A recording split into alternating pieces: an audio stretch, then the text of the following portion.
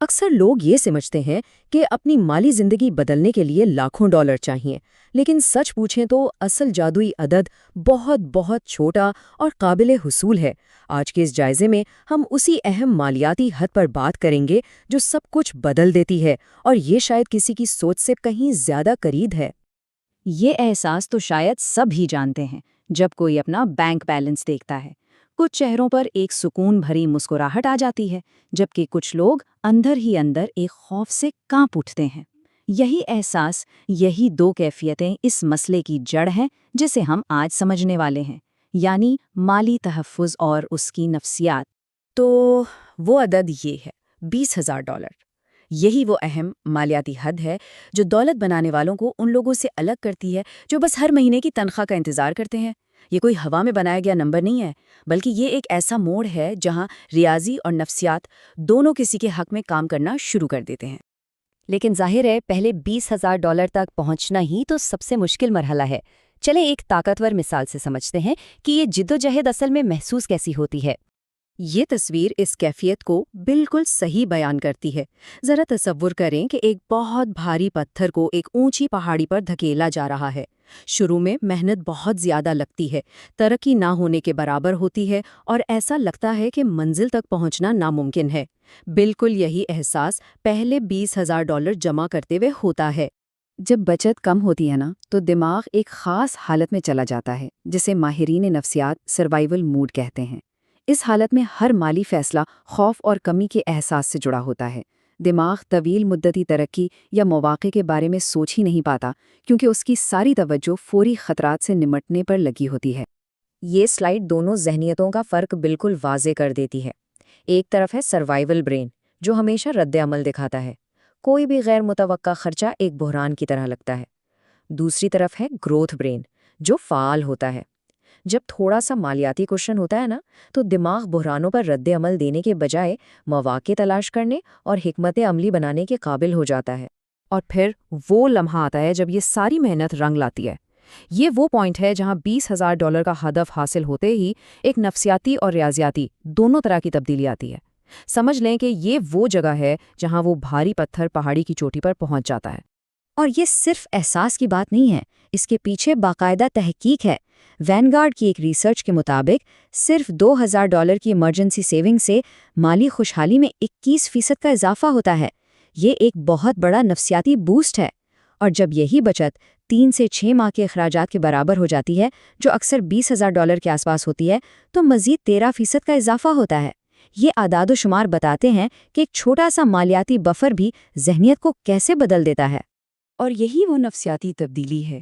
یہ مالیاتی کوشن ایک ذہنی سکون پیدا کرتا ہے۔ اب فکر بقا کی نہیں رہتی، بلکہ منصوبہ بندی دولت بنانے کی شروع ہو جاتی ہے۔ سوال اگلی تنخواہ تک گزارا کیسے ہوگا سے بدل کر اس پیسے کو اور کیسے بڑھایا جائے ہو جاتا ہے۔ اور یہاں سے ریاضی کا جادو شروع ہوتا ہے۔ فرض کریں کہ ہر مہینے $1,000 کی بچت کی جا رہی ہے اور اس پر 8% ریٹرن مل رہا ہے۔ پہلے $20,000 جمع کرنے میں لگتے ہیں 19 مہینے، لیکن اگلے $20,000 جمع کرنے میں صرف 17 مہینے لگتے ہیں۔ اور جب سرمایہ کاری $4 لاکھ تک پہنچ جاتی ہے تو اگلے $20,000 صرف 5 مہینوں میں بن جاتے ہیں۔ یہ ہے کمپاؤنڈنگ کی طاقت۔ یہ تبدیلی کسی خفیہ سرمایہ کاری کی وجہ سے نہیں ہوتی، بلکہ یہ پیمانے کی سادہ سی طاقت ہے۔ $20,000 پر 10% ریٹرن کا مطلب ہے $2,000۔ یہ ایک ایسی رقم ہے جو واقعی ترقی کو تیز کرتی ہے۔ اب پیسہ خود کام کرنا شروع کر دیتا ہے اور ہر اگلا سنگ میل پچھلے سے زیادہ تیزی سے آتا ہے۔ اس حد کو پار کرنے کے بعد ایک بالکل نئی دنیا سامنے آتی ہے۔ دولت بنانا آسان ہو جاتا ہے اور ایسے موقع نظر آنے لگتے ہیں جو پہلے کبھی نہیں دیکھے تھے۔ اب ایسا لگتا ہے جیسے وہ پتھر اب خود بخود پہاڑی سے نیچے کی طرف لڑک رہا ہے اور رفتار پکڑ رہا ہے۔ مالیاتی بفر انسان کے نقطۂ نظر کو ہی بدل دیتا ہے۔ $20,000 سے پہلے گاڑی کی مرمت ایک مالیاتی تباہی لگتی ہے، لیکن $20,000 کے بعد یہ صرف ایک معمولی سی پریشانی ہے۔ اس سے بھی آگے بڑھ کر کسی دوست کے بزنس آئیڈیا جیسی چیزیں اب صرف ایک دلچسپ خیال نہیں، بلکہ ایک ممکنہ سرمایہ کاری کا موقع نظر آنے لگتی ہیں۔ اور اس سے جو ذہنی آزادی ملتی ہے نا، وہ سب سے بڑی چیز ہے۔ اب توانائی چھوٹی چھوٹی باتوں پر ضائع نہیں ہوتی، جیسے کہ ایک کپ کافی خریدے یا نہیں، بلکہ یہ توانائی ان چند بڑے فیصلوں پر لگتی ہے جو واقعی دولت بنانے میں اہمیت رکھتے ہیں، جیسے رہائش، آمدنی بڑھانے کے طریقے اور سرمایہ کاری کی حکمت عملی۔ اسی کے ساتھ ایک بہت ہی طاقتور تصور سامنے آتا ہے، واکنگ اوے منی، یعنی اتنی بچت کا ہونا کہ کوئی کسی بری صورتحال جیسے کہ ایک خراب نوکری کو چھوڑ کے جا سکے۔ یہ کام کی جگہ پر طاقت کے توازن کو بنیادی طور پہ بدل دیتا ہے۔ صرف یہ حفاظتی جال ہونے سے ہی رویہ بدل جاتا ہے، انسان زیادہ پر اعتماد ہو جاتا ہے، تنخواہ میں اضافے کا مطالبہ کرنے سے ڈر نہیں لگتا، غیر معقول مطالبات کو نہ کہا جا سکتا ہے اور نئے مواقع تلاش کرنے کی ہمت آتی ہے۔ اور اکثر صرف یہی اعتماد ہی بہتر اسائنمنٹس اور زیادہ تنخواہ کا سبب بنتا ہے۔ اور یہ ہمیں اپنے آخری اور سب سے اہم سبق کی طرف لاتا ہے۔ یہ جو $20,000 ہیں، یہ خرچ کرنے کے لیے کوئی انعام نہیں، بلکہ یہ ایک نئی مالی زندگی کی بنیاد ہے۔ یہاں لوگ اکثر سب سے بڑی غلطی کر جاتے ہیں، وہ اس محنت سے کمائی گئی بنیاد کو کسی بڑی خریداری پر ضائع کر دیتے ہیں۔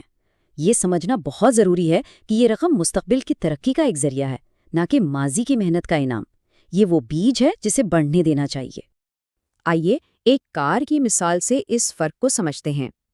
ماہانہ ادائیگی کی ذہنیت والا شخص سوچے گا، کیا میں اس کی ماہانہ قسط برداشت کر سکتا ہوں؟ لیکن مواقع کی لاگت کی ذہنیت والا شخص سوچے گا، اگر یہی رقم آج سرمایہ کاری میں لگا دی جائے تو 20 سال میں یہ کیا بن سکتی ہے؟ یہی سوچ کا اصل فرق ہے۔ تو اس تجزیے کا اختتام اس ایک سوچ پر ہوتا ہے، کسی بھی بڑی خریداری کو صرف اس کی قیمت سے نہ دیکھیں، اس کے بجائے اس کی مواقع کی لاگت کے بارے میں سوچیں۔ یہ پیسہ جو آج خرچ ہو رہا ہے، مستقبل میں کیا بن سکتا تھا؟ یہ سوال کسی کے بھی مالی فیصلوں کو ہمیشہ کے لیے بدلنے کی طاقت رکھتا ہے۔